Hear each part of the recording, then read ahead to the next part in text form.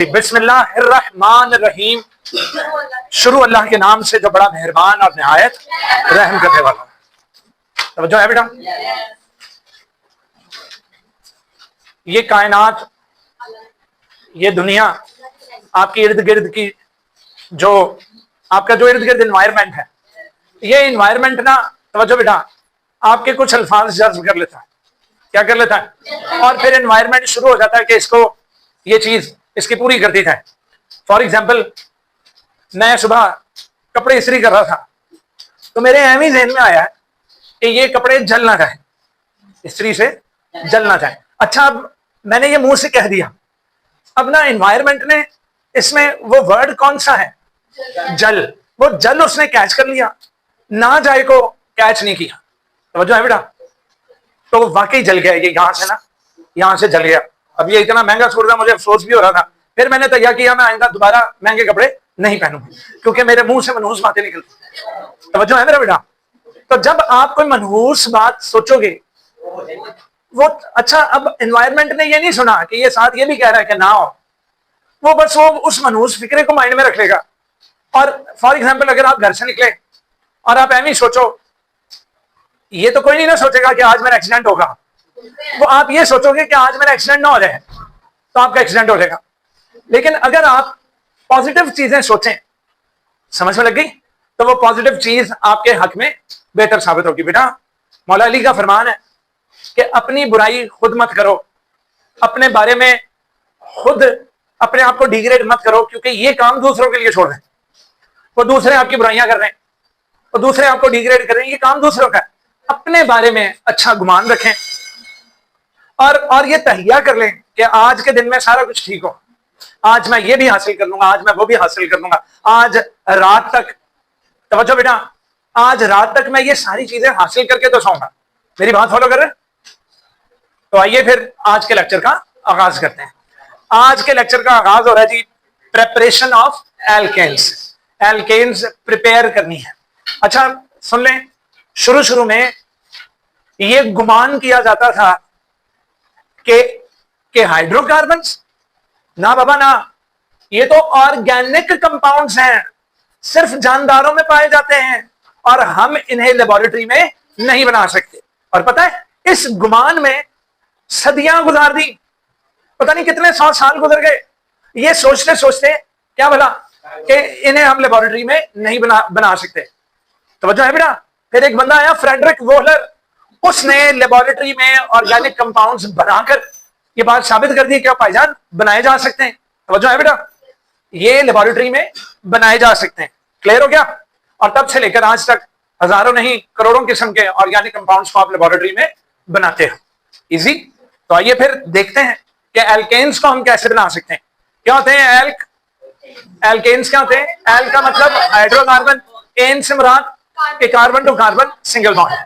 کون سا بانڈ ہے؟ لو جی، کریکنگ۔ کیا میرا بیٹا؟ کریکنگ۔ کیا میرے بچے؟ کیا میرے بیٹے؟ کیا میرا پتر؟ کریکنگ۔ ادھر دیکھو، ہیلو، میں ایک بالکل، آپ ایک گلاس سے شیشے کا پکڑیں اور اس کو فریج میں ٹھنڈا کر لیں۔ اب ٹھنڈے ٹھنڈے گلاس کو ایک دم اوون میں رکھ کر اوون چلا دیں تو کیا ہوگا؟ ویری گڈ، وہ پھٹ جائے گا۔ پھٹے گا نہیں تو اندر کریک ضرور آئے گا، اور کریک سے مراد اپنے ٹکڑوں میں ٹوٹ گیا۔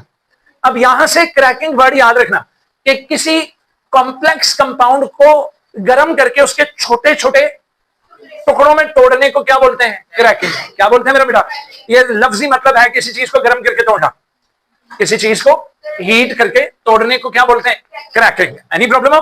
Point 1، cracking is the name of a process in which hydrocarbons with higher molecular masses، بھاری بڑے بڑے molecule, which are lesser in demand، جن کی کوئی ڈیمانڈ نہیں، بیکار ترین کیمیکل ہے، بیکار ترین کیمیکل، لیکن اس کا مالیکیول بہت بڑے ہیں، جائنٹ مالیکیولز ہیں۔ کون سے مالیکیولز ہیں؟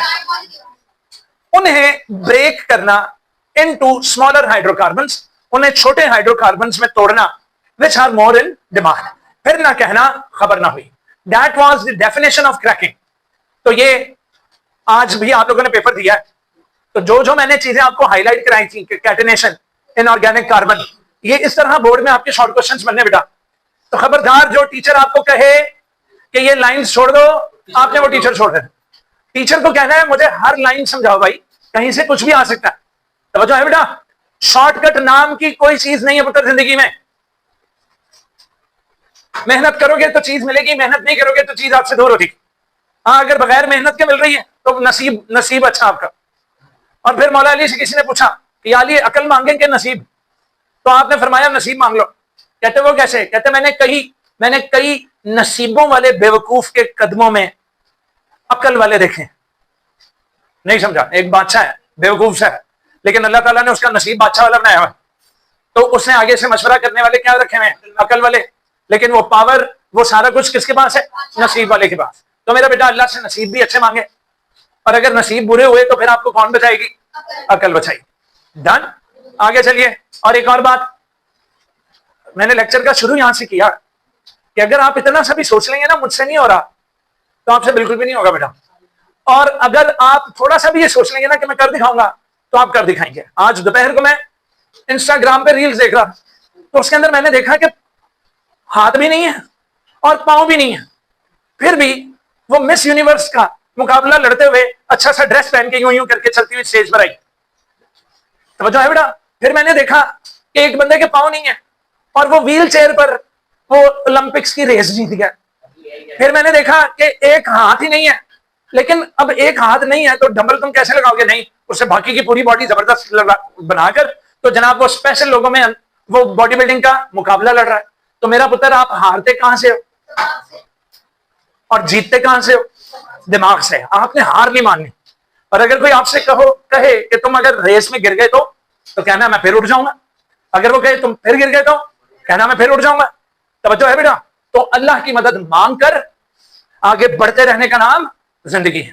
اور بار بار یہ نیت کرنی کہ I will fight till I die, میں مر جاؤں گا محنت نہیں میں چھوڑوں گا. ہار ماننے والے غیرت سے محروم ہوتے ہیں, جنہیں عام زبان میں بے غیرت کہتے ہیں. اور یہ بات یاد رکھنا, جن گھروں کے آدمی بے غیرت ہو پھر عورتیں غیرت کھانا شروع کر دیتی ہیں, اور یہ بہت بڑی زیادتی ہوگی بیٹا. اللہ تعالیٰ نے آپ کو کیا بنایا ہے؟ آدمی بنایا ہے. آپ نے غیرت کھا کے رہنا ہے. اور میری بیٹیوں کو تو کوالیفائڈ نہیں, اوور کوالیفائڈ ہونا ہے. اوور کوالیفائڈ سے مراد کہ اللہ رزق حلال دے, وافر دے.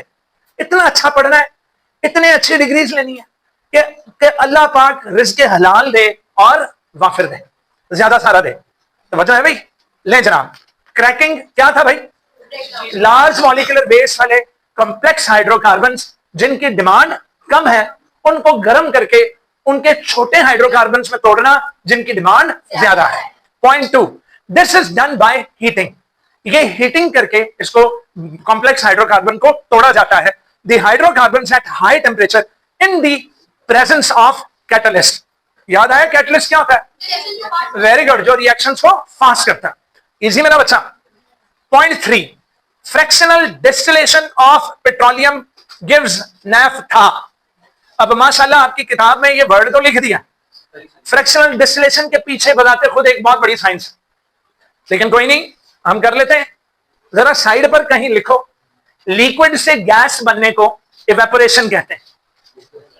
سائڈ پہ کہیں لکھیں, لیکوڈ سے گیس بننے کو کیا کہتے ہیں؟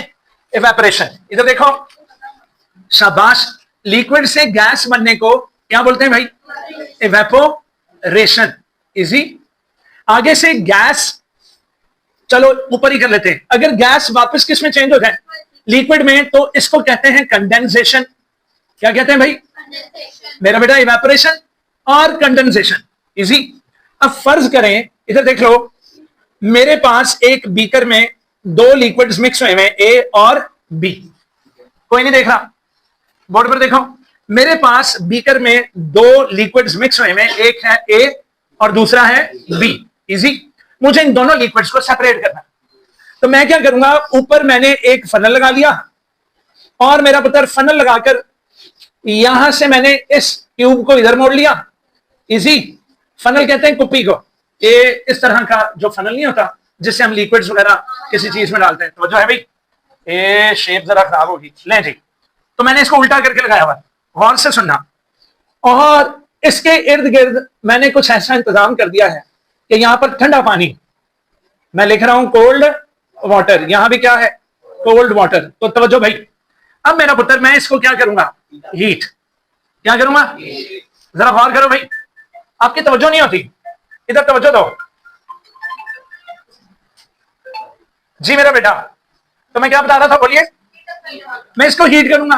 अब फर्ज करें कि ए का बॉइलिंग पॉइंट है 78 डिग्री सेंटीग्रेड और बी का बॉइलिंग पॉइंट है क्या, 100 डिग्री सेंटीग्रेड।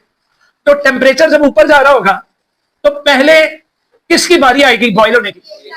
ए की। तो ए क्या बनेगा? लिक्विड से गैस बनेगा। तो जो है बेटा, ए सारे का सारा गैस बनकर ऊपर जाएगा। वो गैस जब यहां से ट्रेवल कर रही होगी तो मैं क्या दूंगा? ठंडक। तो लिक्विड से गैस जब हुई तो मुझे क्या करना था? अब जब मैं गैस को ठंडा करता हूं पुत्र, इसको कोल्ड करता हूं, तो गैस से क्या बन जाती? लिक्विड। तो मेरा बेटा यहां से जो ए है उसकी जो गैस है वो वापस किस में जाएगी? अच्छा, यहां पर लिक्विड किस में चेंज हो रहा है? गैस में। तो लिक्विड जब गैस में चेंज हो तो, और जब गैस किस में चेंज हो तो यहां से टप टप टप टप करके जब कोई लिक्विड गिरेगा तो आपने यहां पर अलग कर लेना है। तो ए सारा इधर अलग हो जाएगा। ये तब तक अमल जारी रहेगा जब तक ए का आखिरी चश्मो चिराग भी बाहर नहीं निकल जाता। समझ रहे हो? तो मेरा पुत्र, जब मैंने इवेपोरेशन और कंडेंसेशन इकट्ठी की तो इसको कहते हैं क्या? Fractional distillation. क्या बोलते हैं मेरा बेटा? तो कोई पूछे कि ये सर ने क्या किया है, कहना सर ने ना फायदा उठाया कि दो लिक्विड्स आपस में मिक्स है, दोनों के बॉइलिंग पॉइंट अलग अलग थे। सर ने ना पहले इवेपोरेट किया तो लेस बॉइलिंग पॉइंट वाला पहले इवेपोरेट हो गया, वो लिक्विड से क्या बना? गैस। फिर सर ने इसको ना ठंडा किया, जब ठंडा किया तो गैस से क्या बन गया? मेरे बच्चों, जेरे जमीन से हमें एक मिक्सचर निकलता है जिसको पेट्रोलियम कहते हैं। क्या कहते हैं पुत्र? और पेट्रोलियम में ढेर सारे लिक्विड्स आपस में मिक्स हुए होते हैं। फिर हम उस पेट्रोलियम की क्या करते हैं? फ्रैक्शनल डिस्टिलेशन करके मुख्तलिफ लिक्विड्स को अलग अलग कर लेते हैं। उनमें से एक लिक्विड निकलता है जिसका नाम क्या है? नैफ्था। क्या निकलता है बेटा? नैफ्था। एनी प्रॉब्लम हो? Fractional distillation of petroleum gives naphtha which consists of mixture of liquid hydrocarbons। अच्छा, नैफ्था बजाते खुद एक मिक्सचर है। अभी भी नैफ्था खुद भी एक क्या है? मिक्सचर है। बेटा ये लाइन समझ में लगी? पेट्रोलियम की फ्रैक्शनल डिस्टिलेशन से क्या इकट्ठे होता है? बोलिए। नैफ्था निकलता है। और नैफ्था बजाते खुद एक क्या है? मिक्सचर है। किसका? Very good.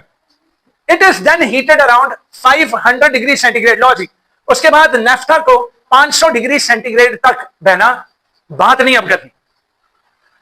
It is then heated around 500 degree centigrade in the presence of catalyst। catalyst कौन सा? zeolite। zeolite क्या नेम बोलोगे? zeolite catalyst है, केमिकल है, to give hydrocarbons which have 5 to 10 watt। यानी कि पेंटेन से लेकर कहां तक? डिकेन तक आपके पास एल्केन्स बनते हैं। है भाई?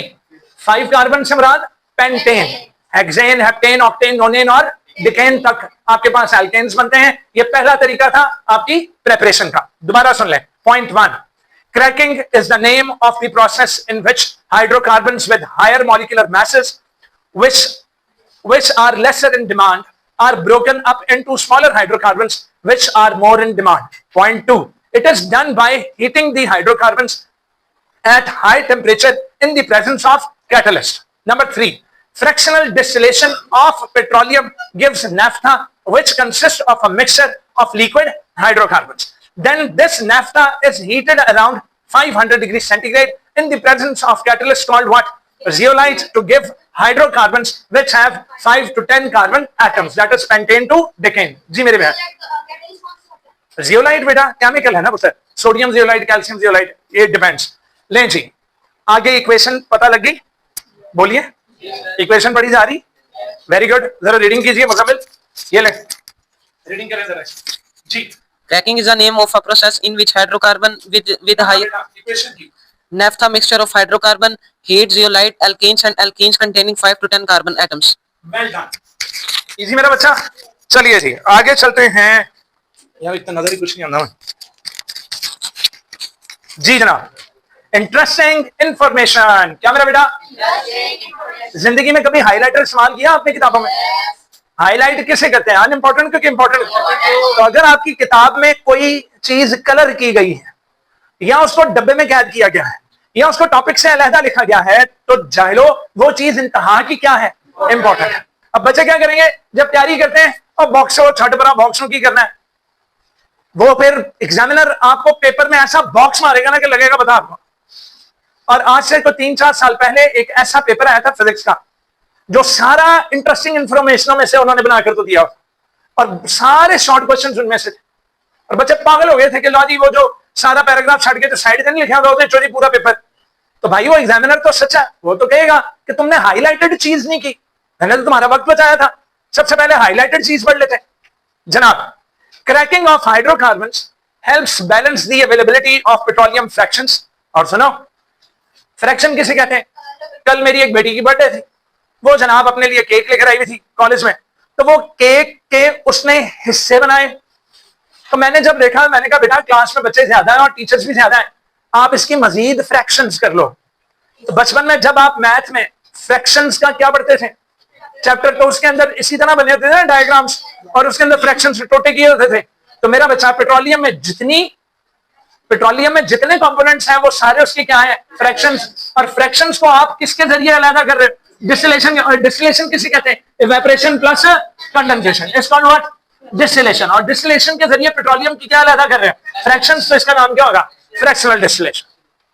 کہتا ہے cracking of hydro carbons helps balance the availability. اس طرح اویلیبلٹی رہتی ہے, پیٹرولیم کی فریکشنز الگ الگ کر لیتے ہیں اور ان کی بڑی ڈیمانڈ ہے, اور اسی طرح ہم ڈیمانڈ کو پورا کرتے ہیں. When cracking transforms bigger hydrocarbons into smaller hydrocarbons, the fuel supply is increased. اور اس طرح وہ چھوٹے ہائیڈرو کاربنز جو کہ بطور فیول استعمال ہو رہے ہیں, فیول سے مراد انرجی کے لیے پیٹرول وغیرہ, گھروں میں جو گیس آتی ہے ایل پی جی سی این جی وغیرہ, وہ بنانے میں مدد ملتی ہے ہمیں. Easy. So this helps to balance demand with what? Supply. Any problem who? Easy میرے بچوں. اجی بولیے. نائس. بھیا دستر کہاں ہے؟ لو جی توجہ بھائی, کوئی نہیں سن رہا یار, یہ میرے مارکر سے بورڈ کالا ہوتا پتا نہیں کیوں. اچھا بھی سنیے, بورڈ پر دیکھو, ادھر دیکھیے, ادھر دیکھیے, carbon to carbon double bond ہے. شاباش, یہ الکین ہے. Carbon to carbon, hi hi, carbon to carbon double bond. Double bond والے کو الکین کہتے ہیں. اس کے کتنے بچے؟ 2 رہ گئے, کیونکہ 4 بانڈز ہوتے ہیں نا. لو جی میں نے 2 یہاں لکھ رہی ہیں. اس کے کتنے رہ گئے؟ شاباش, 2. کاربن کتنے ہیں؟ 2. تو آئیے پھر اس کا نومنکلیچر کرتے ہیں. 2 کا روٹ کیا؟ ایتھ. اور اس کے ساتھ جو سفکس ہے وہ کیا لگے گا؟ این. شاباش, اس کا نیم ایتھین. کیا نیم ہے؟ اینی پرابلم ہو؟ میں نے کس سے کام لیا؟ روٹ سے اور سفکس سے. ایزی. بیل ہوئی, بیل. ڈنگ ڈانگ. کون؟ جی میں ہائیڈروجن ہوں. کہا تھا تو تیری کمی کی وجہ سے ہم نے کاربن ٹو کاربن کیا بنا لیا تھا؟ Double bond. تو اس نے کہا تب میں آ گیا ہوں. انہوں نے کہا بلاؤ مولوی کو. مولوی آ گیا. نکل کیٹلسٹ. توجہ ہے بھائی. انہوں نے کہا بھائی جان میں کیوں نکلوں, تو آپ نکل. اچھا بھی سنو, آگے سے جناب ٹیمپریچر ہائی کیا گیا کتنا؟ 200 ڈگری سینٹی گریڈ. آپ جلدی کیوں آ جاتے ہو؟ چھٹی کے بعد آیا کرو. اچھا بھائی, تو کیا بن گیا بولیے؟ تو آپ نکل. تم لوگ اپنا غصہ نکال رہے. میں کہہ رہا ہوں کار کے اندر نکل. توجہ بیٹا, ٹیمپریچر کتنا تھا؟ ہائے ہائے, نکل کی موجودگی تھی, ٹیمپریچر 200 ڈگری سینٹی گریڈ ہوا. ان دونوں نے اپنا یہ آپس میں جو ہاتھ لایا ہوا تھا کھول کے یوں کر دیا. لا جناب, جیسے ان دونوں نے آپس میں سنگل بانڈ کر دیا, کوئی نہیں ہلے گا. بیل ہو گئی. اس کا مطلب یہ نہیں کہ تم لوگ اوور ہو جاؤ. ادھر دیکھیے, خبردار نیچے بیگ پکڑے تھا. میں آپ کی بھاونائیں سمجھتا ہوں کہ لاسٹ پیریڈ. ذرا غور کرنا, یہاں H2 اور H2, ادھر دیکھو, انہوں نے اپنے بازو کھول لیے. آجا. لو جی, ان میں سے ایک H یہاں چلا گیا اور ایک H. تو انہوں نے کہا انکل آپ نے ہمیں سیپریٹ کیوں رکھا, ہمیں بھی انہی کے ساتھ کھیلنے دو نا. تو یہ بن گیا جناب CH3 سنگل بانڈ. کیا CH3 روٹ کیا؟ 1 اور 2 کاربن روٹ کیا؟ ایتھ. اور carbon to carbon love G ith ہے. اینی پرابلم ہو؟ ہے جاؤ. توجہ ہے بیٹا. ادھر دیکھو, کسی چیز میں ہائیڈروجن ایڈ کرانے کو ہائیڈروجینیشن کہتے ہیں. اور ہم نے کیا کیا ہے؟ ادھر دیکھو, ہائیڈروجینیشن آف ایلکینز کیا ہے. اب اس پر کل دوبارہ گفتگو ہوگی. اس کے ساتھ ہی افضل کو اجازت دیجیے. اللہ حافظ.